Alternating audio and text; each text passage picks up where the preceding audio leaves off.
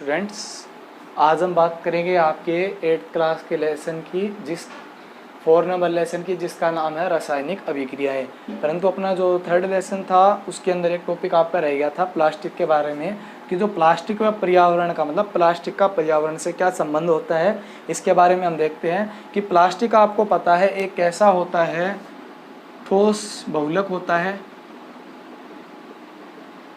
ठीक है भाई। एक संश्लेषित बहुलक होता है, क्या होता है, एक संश्लेषित बहुलक होता है। और ये जो संश्लेषित बहुलक होता है इसको हमने 2 भागों में बांटा था, एक तो ताप सुघट्य और दूसरा था ताप दृढ़, ठीक है भाई, थर्मोप्लास्टिक व थर्मोसेटिंग प्लास्टिक। तो हमने देखा क्या था कि जो ताप मृदु या जो ताप मृदु जो प्लास्टिक था उसके अंदर उस प्लास्टिक को गर्म करने पर वो क्या हो जाता था, गर्म हो जाता था और आसानी से पिघल जाता था। और आसानी से पिघलने के कारण हम उसको क्या कर सकते थे, पुनः उपयोग में ले सकते थे। परंतु जो थर्मोसेटिंग जो प्लास्टिक था अपना, उस जो ताप दृढ़ जो प्लास्टिक था उसके अंदर हम क्या देखते हैं कि जो प्लास्टिक को अगर हम गर्म करते हैं तो गर्म करने वो और अधिक कठोर होता था, और अधिक कठोर होने के कारण वो सिर्फ एक बार में उपयोग में लिया जा सकता था, उसको हम बार बार में उपयोग नहीं ले सकते थे, मतलब उसको गलाकर मतलब पुनः चक्रित नहीं कर सकते थे। तो जो प्लास्टिक होता है अगर आप उसको अगर देखते हो तो अपने पर्यावरण के अंदर हजारों लाखों वर्षों तक वैसा का वैसा अगर मिलता है। मतलब अगर आप प्लास्टिक को मिट्टी के अंदर दबा देते हो तो जो प्लास्टिक होता है वो आपको हजारों लाखों वर्षों बाद अगर आप उसको देखोगे तो वो आपको उसी अवस्था में क्या होता है, प्राप्त होता है। मतलब प्लास्टिक का पर्यावरण के अंदर अपघटन नहीं होता, ठीक है भाई। तो प्लास्टिक का पर्यावरण के अंदर अपघटन नहीं होने के कारण हम प्लास्टिक को क्या कहते हैं, जैव अनिम्नीकरणीय। मतलब जैव अनिम्नीकरण का मतलब ऐसे पदार्थ जो पर्यावरण के अंदर सूक्ष्म जीवों के द्वारा अपघटित नहीं होते, वो क्या कहलाते हैं, अपने जैव अनिम्नीकरणीय पदार्थ कहलाते हैं। तो प्लास्टिक एक प्रकार का क्या है, जैव अनिम्नीकरणीय पदार्थ है, जो पर्यावरण के अंदर लंबे समय तक वैसी ही अवस्था में पड़ा रहकर अपने जो पर्यावरण है उसको क्या करता है, दूषित करता है। तो पर्यावरण अगर दूषित न हो तो प्लास्टिक से पर्यावरण को बचाने के लिए वैज्ञानिकों ने क्या दिया, 4R का नियम दिया। कौन सा नियम दिया, 4R का। मतलब ये जो 4R है, इन 4R में से पहला R है रिड्यूस। रिड्यूस का मतलब है अगर आपको पर्यावरण को नुकसान नहीं पहुंचवाना है तो आप प्लास्टिक का उपयोग कम कीजिए। दूसरा R है रीयूज। मतलब आप जो प्लास्टिक की वस्तुएं उपयोग में ले रहे हैं तो उन प्लास्टिक की उपयोगों को, जो प्लास्टिक की जो वस्तुएं हैं उनको बार बार में उपयोग लीजिए, ठीक है भाई। उसको हम क्या कहते हैं, रीयूज या पुनः उपयोग में लेना। जैसे हम एक उदाहरण लेते हैं, आप जो बाजार से जो पेप्सी वगैरह, जो कोला वगैरह की जो बोतलें लेकर आते हो वो कैसी होती है, प्लास्टिक की होती है। परंतु हम क्या करते हैं, उसको एक बार में पी करके हम क्या कर देते हैं, बाहर कचरे में फेंक देते हैं। कचरे में फेंकने के कारण वो जो प्लास्टिक होती है वो पर्यावरण के अंदर ऐसी की ऐसी पड़ी रहेगी। मान लीजिए किसी नदी नाले के अंदर, मान लीजिए किसी सीवर लाइन के अंदर अगर वो अटक जाए तो वहाँ पर क्या होगी, धीरे धीरे गंदगी होगी, क्योंकि वो जो प्लास्टिक है वो तो अपना निम्नीकृत नहीं होगा, अपघटित नहीं होगा। अपघटित नहीं होने के कारण अपने पर्यावरण को क्या पहुंचाता है, वो हानि पहुंचाता है। तो उन वस्तुओं का हमें बार बार में पुनः उपयोग में क्या लेना चाहिए, काम में लेना चाहिए। उसे हम क्या कहते हैं, रीयूज। तीसरा जो R होता है अपना होता है रिसाइकल। रिसाइकल का अर्थ होता है पुनः चक्रित करना। जैसे आपने देखा जो ताप मृदु जो प्लास्टिक थे, थर्मोप्लास्टिक थे, उन प्लास्टिकों को हम गला करके हम क्या कर लेते हैं भाई, पुनः उपयोग में ले लेते हैं, ठीक है भाई। तो वो क्या थे, अपने रिसाइकिल करना। चौथा जो R है वो अपना रिकवर करना या पुनः प्राप्त करना। मतलब प्लास्टिक की जो वस्तुएं आपने एक बार जो बनाई है उसी अवस्था में उसको हम क्या कर लेते हैं, पुनः प्राप्त कर लेते हैं। तो उससे हमारा क्या होता है, पर्यावरण प्रदूषित नहीं होता और प्लास्टिक भी क्या होता है, अपना कम उपयोग में आता है। तो ये था अपना 4R का नियम, रिड्यूस, रीयूज, रिसाइकल व रिकवर, ठीक है भाई। बोर्ड के अंदर आपको पूछ सकते हैं कि 4R का नियम क्या है, बताइए, ठीक है। तो नेक्स्ट अपना चैप्टर पे चलते हैं 4 नंबर लेसन के ऊपर। जो 4 नंबर लेसन है वो अपना क्या है, रासायनिक अभिक्रियाएं। तो रासायनिक अभिक्रियाओं के अंदर आपने देखा है, अपने दैनिक जीवन के अंदर आपने क्या देखी है, बहुत सारी अनेक घटनाएं देखी है। उन अनेक घटनाओं के अंदर जैसे मान लीजिए उदाहरण लेते हैं कि भोजन का पकना, ठीक है अभी, लोहे के ऊपर जंग का लगना, ठीक है। नेक्स्ट हम देखते हैं, जैसे मान लीजिए जो आप पुताई करते हो या जो घर के अंदर जो आप रंगाई करते हो, सफ़ेदी का काम करते हो, उसके अंदर जब आप जो चूना होता है उसको किस में डालते हो, जल के अंदर डालते हो, तो उसके अंदर से क्या निकलते हैं, बुलबुले निकलती है। वो क्यों निकलते हैं, आदि जो अनेक जो क्रियाएं हैं वो क्यों होती है, तो उन सब क्रियाओं के बारे में हम अध्ययन करते हैं किसमें, रासायनिक अभिक्रियाओं के अंदर। तो रासायनिक अभिक्रियाएं क्या होती है, हम देखते हैं कि रासायनिक अभिक्रियाएं ऐसे प्रक्रम होते हैं जिनमें पदार्थों का रासायनिक संगठन व रासायनिक गुणधर्म क्या हो जाता है, परिवर्तित हो जाता है। रासायनिक अभिक्रियाएं ऐसे प्रक्रम जिसमें पदार्थ के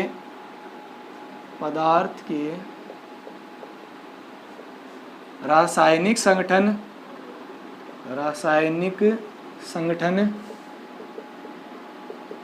व रासायनिक गुणधर्म, रासायनिक संगठन व रासायनिक गुणधर्म में क्या आ जाए, परिवर्तन आ जाए।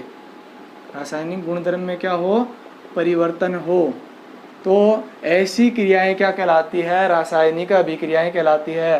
रासायनिक संगठन या रासायनिक गुणधर्म क्या होते हैं, आगे हम बात करते हैं इनके अंदर। जैसे कि मान लीजिए हम एक एग्जांपल लेते हैं कि जब आयरन होता है, जो लोहा होता है आयरन, उसको अगर आप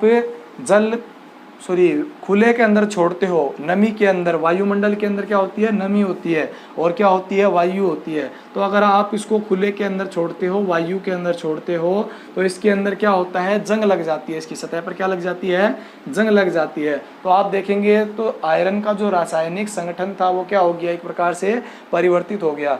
ठीक है, तो इसके अंदर हम देखते हैं रासायनिक अभिक्रियाओं के अंदर जो भाग लेने वाले जो पदार्थ होते हैं उनको हम कहते हैं अभिकारक। रासायनिक अभिक्रियाओं में भाग लेने वाले जो पदार्थ होते हैं उनको हम क्या कहते हैं, अभिकारक कहते हैं। और अभिकारक के अंदर अभिकारकों के क्रिया करने से जो अपने को पदार्थ प्राप्त होता है उसे हम उत्पाद कहते हैं, उन्हें हम क्या कहते हैं, उत्पाद कहते हैं। ठीक है भी, एक बात ध्यान में रखना, अभिकारक जो होता है वो हमेशा जो तीर होता है, अपना जो तीर का निशान होता है, इसके कहाँ की ओर लिखा जाएगा, बाईं तरफ, और जो उत्पाद होता है उसको हम हमेशा किस तरफ लिखते हैं, दाईं तरफ लिखते हैं। ठीक है भी, तो रासायनिक प्रक्रम के अंदर जो पदार्थ रासायनिक अभिक्रिया में भाग लेते हैं उनको हम क्या कहते हैं, अभिकारक कहते हैं। और जो पदार्थ अभिकारकों के फलस्वरूप, मतलब अभिकारकों के क्रिया करने के फलस्वरूप जो पदार्थ अपने को प्राप्त होता है उसे हम क्या कहते हैं, उत्पाद कहते हैं। ठीक है भी, इसे कहते हैं रिएक्टेंट, इसे कहते हैं प्रोडक्ट। तो इसके अंदर हम देखते हैं कि रासायनिक अभिक्रियाओं के अंदर एक से अधिक अणु मिलकर क्या करते हैं, बंधों का निर्माण करते हैं और बंधों को तोड़ते भी हैं। देखिए, जैसे मान लीजिए अपना ये एक अणु है A प्लस दूसरा अणु है B, ये क्या है, रासायनिक अभिक्रिया के अंदर भाग ले रहे हैं, तो ये दोनों क्या कहलाएंगे, अभिकारक कहलाएंगे। और अभिकारकों को हम तीर के निशान से कहाँ पर लिखते हैं, हमेशा बाईं तरफ लिखते हैं। और अब इन दोनों के मध्य क्रिया कर रहे हैं तो क्या लगा देंगे, प्लस का चिन्ह। अब देखिए, रासायनिक अभिक्रियाओं में हमेशा किसका निर्माण होता है, रासायनिक अणु या जो अभिकारक के जो अणु होते हैं उनके मध्य क्या होता है, बंधों का निर्माण होता है। तो देखिए A प्लस B ने क्या की, क्रिया की, तो जो अपने को उत्पाद प्राप्त हुआ वो प्राप्त हुआ AB। अपने को उत्पाद कौन सा प्राप्त हुआ, AB उत्पाद प्राप्त हुआ। मतलब A और B ने आपस में मिलकर एक संरचना बनाई या एक पदार्थ का निर्माण किया जिसे हम क्या कह रहे हैं, AB कह रहे हैं। और इनके मध्य किसका निर्माण हुआ है, अभी बंध का निर्माण हुआ है। किसका निर्माण हुआ है, बंध का। तो देखिए, ये तो थे अपने अभिकारक, अभिकारकों के जो अणु थे या जो अभिकारक थे उनके पदार्थ के अणुओं ने आपस में क्रिया करके किसका निर्माण किया, भी एक अन्य नवीन पदार्थ का निर्माण किया जिसे हम उत्पाद कहते हैं। और जो अभिकारक के अणु होते हैं, हमेशा ध्यान में रखना, रासायनिक अभिक्रियाओं के अंदर बंधों का निर्माण भी होता है और बंध टूटते भी हैं। तो ये जो उत्पाद बना है A और B आपस में किसके द्वारा जुड़ गए, एक रासायनिक बंध के द्वारा जुड़ गए। ठीक है भी, और इन्होंने एक नए उत्पाद का क्या कर लिया, निर्माण कर लिया। अब देखिए, AB कोई यौगिक है, AB क्या है, कोई यौगिक है। अणु मिलकर किसका निर्माण करते हैं, यौगिकों का निर्माण करते हैं। अब देखिए, ए बी कोई एक यौगिक है, इस यौगिक के अंदर क्या कर रहे हैं, अब ये जो यौगिक है वो किसके रूप में भाग ले रहा है, अभिकारक के रूप में। अब इसके अंदर जो ए बी जो बॉन्ड है अपना वो क्या हो जाएगा, टूट जाएगा, और टूटने से ए प्लस बी दोनों क्या हो जाएंगे, मुक्त हो जाएंगे, और मुक्त होने से जो नए पदार्थ अलग अलग बनेंगे उन्हें हम क्या कहेंगे, उत्पाद कहेंगे। अब यहाँ पर देखिए कौन सी घटना हो रही है, यहाँ पर तो क्या था, पहली घटना में बंध का निर्माण हो रहा था, परंतु जो दूसरी जो घटना है उसके अंदर ए बी एक मान लीजिए कोई पदार्थ है, उस पदार्थ के टूटने से नए पदार्थ का क्या हो रहा है, यहाँ पर निर्माण हो रहा है। तो यहाँ पर ए अलग हो गया, बी अलग हो गया। अब ये दोनों क्या है, अलग अलग पदार्थ है। जब ये साथ में थे तो एक यौगिक के रूप में थे, तो यहाँ पर देखिए बंध क्या हो गया, टूट गया। तो ये थे अपने रासायनिक अभिक्रियाएं। अब देखते हैं हम रासायनिक अभिक्रियाओं के गुणधर्म, कि भाई जिनके आधार पर आप पहचान सकते हैं कि ये रासायनिक अभिक्रियाएं किस प्रकार से होती है और रासायनिक अभिक्रियाओं में क्या क्या गुण होते हैं। तो नेक्स्ट हम देखेंगे रासायनिक अभिक्रियाओं के गुणधर्म। तो नेक्स्ट अपना देखते हैं रासायनिक अभिक्रियाओं के गुणधर्म। रासायनिक अभिक्रियाएं गुणधर्म मतलब है कि भी हम इस प्रकार से बता सकते हैं कि रासायनिक अभिक्रियाएं हो रही है या नहीं हो रही है। तो इसके अंदर देखिए पहला जो गुणधर्म होता है वो अपना होता है गैस उत्पन्न होना। गैस का उत्पन्न होना, गैस का उत्पन्न होना पहला गुणधर्म है अपना रासायनिक अभिक्रिया का।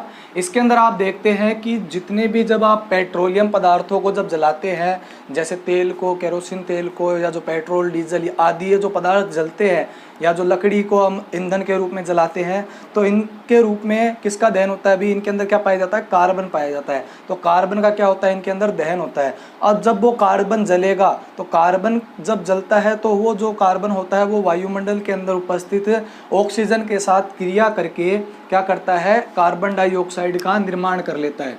देखिए आपने ईंधन के रूप में किसको जलाया, कार्बन को। दूसरा, कार्बन जब जलेगा तो किस में मुक्त होगा, वायुमंडल के अंदर, और वायुमंडल के अंदर अपने क्या होती है, ऑक्सीजन उपस्थित होती है। जो कार्बन होती है वो ऑक्सीजन के साथ क्रिया करके किसका निर्माण करती है, CO2 का निर्माण करती है। तो एक तो था ये एग्जाम्पल। दूसरा हम देखते हैं कि एक परखनली लीजिए आप, मान लीजिए हम एक परखनली लेते हैं। इस परखनली के नीचे क्या कर देते हैं, जो अपनी जिंक धातु होती है उस जिंक धातु का चूर्ण डालते हैं, मतलब जिंक धातु के छोटे छोटे टुकड़े डालते हैं। तो जिंक धातु के टुकड़े डालने के बाद में इस परखनली के ऊपर से हम क्या करते हैं, तनु सल्फ्यूरिक अम्ल डालते हैं। ठीक है भाई, या इसके अंदर हम क्या करते हैं, तनु सल्फ्यूरिक अम्ल को मिलाते हैं, तनु सल्फ्यूरिक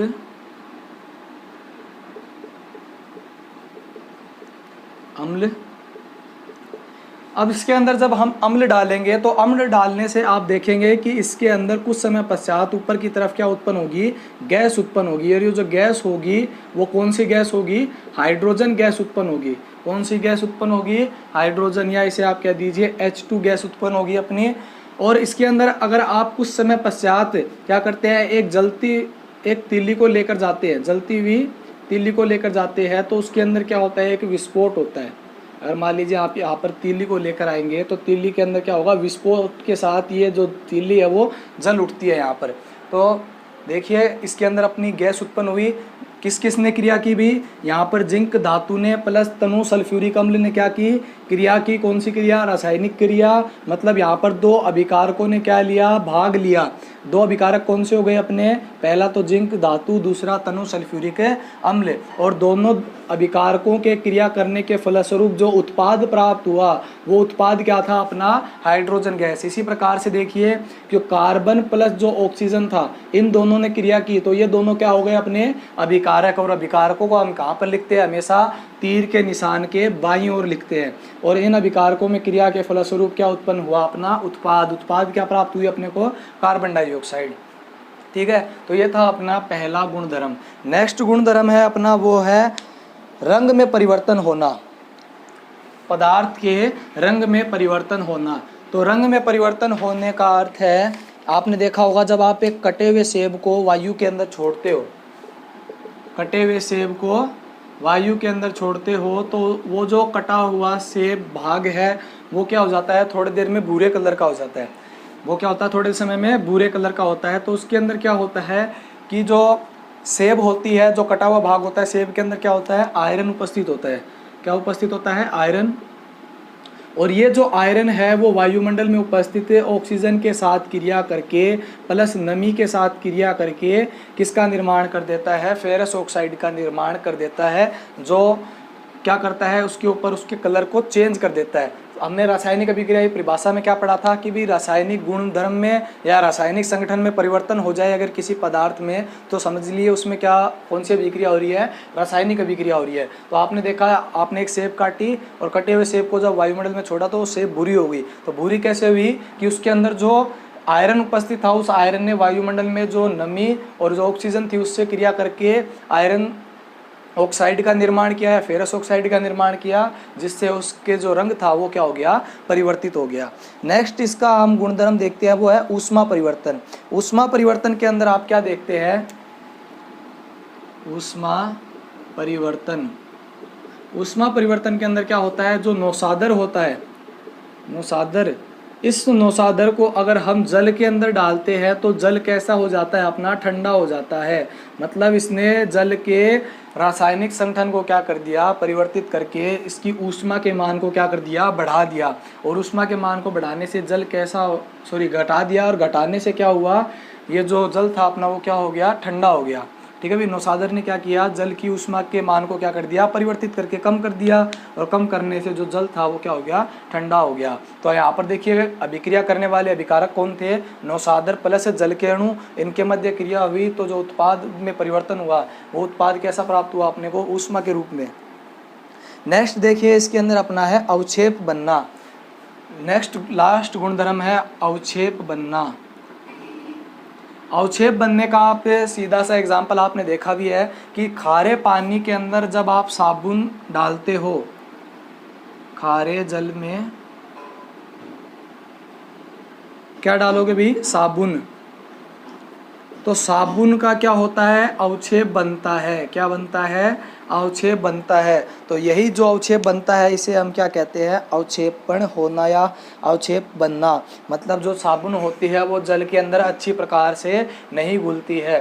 तो देखिए यहाँ पर अभिक्रिया किसने की, खारे पानी ने प्लस साबुन ने क्रिया की, और इन दोनों के जो अणुओं ने क्रिया करके, मतलब जल के अणुओं ने क्रिया करके प्लस साबुन के अंदर जो अणु थे उन्होंने क्रिया करके एक उत्पाद बनाया। वो उत्पाद कौन सा था, अपना साबुन का अवक्षेप प्राप्त होना। मतलब साबुन जो हो जाती है वो फट जाती है, मतलब खारे पानी के अंदर साबुन अच्छे प्रकार से घुलकर झाग उत्पन्न नहीं कर पाती, जिससे अपने को एक क्या प्राप्त होता है, अवक्षेप प्राप्त होता है, जिसकी वजह से, खारे पानी की वजह से। तो इस अवक्षेप को देखकर हम बता सकते हैं कि इसके अंदर कौन सी क्रिया हुई है, जल के अंदर रासायनिक अभिक्रिया हुई है। तो ये थे कुछ आपके रासायनिक अभिक्रियाओं के गुणधर्म। नेक्स्ट टॉपिक के अंदर हम बात करेंगे कि रासायनिक अभिक्रियाओं के प्रकार, कि इन गुणधर्मों के आधार पर हम देखते हैं कि रासायनिक अभिक्रियाएं कितने प्रकार की होती है। ये हम बात करेंगे नेक्स्ट वीडियो के अंदर। आज के लिए इतना ही, थैंक यू।